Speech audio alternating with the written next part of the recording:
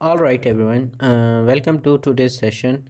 We are diving into ISA 220, that is quality management for an audit of financial statements.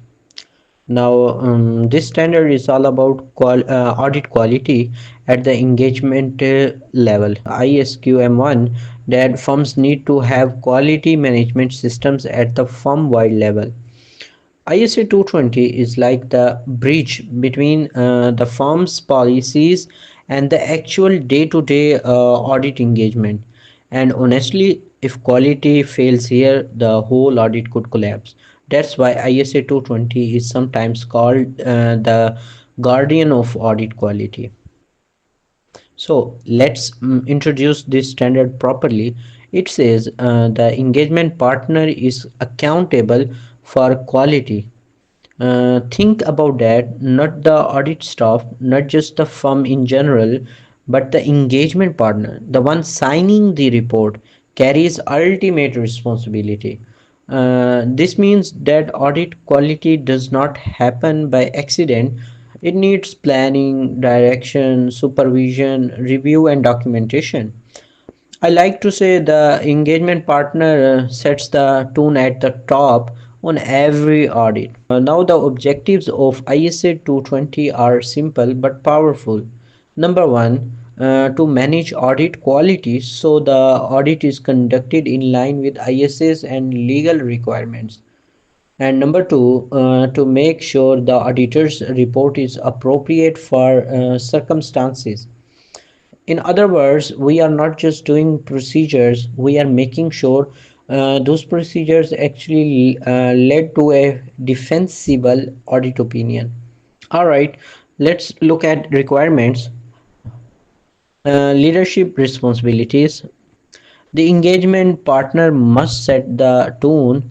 That means promoting ethics, professional skepticism, and open communication. Second, ethical requirements. This mainly means independence. As auditors, we face threats like self interest, familiarity, advocacy, intimidation, and self review. Then we have acceptance and continuance. This is the deciding whether to take on or continue a client. Factors include management integrity, risks, resources. If a red flag appears later, the partner must re-evaluate. Engagement resources. The audit must have enough people, time, and skills. For a small private company, maybe one partner and one staff is enough. But for a listed multinational bank or company, you will need specialists, experts. Next, engagement performance. This is about direction, supervision, and review. The partner must review significant judgments, not just scheme. And we must document skepticism, meaning we need to show we challenge management's explanations. Then monitoring and remediation. If issues arise repeatedly, say audits keep failing on IT expertise, the partner has to report back to the firm. Finally, documentation. Everything must be recorded: leadership decisions, supervision, ethics breaches, resource allocation.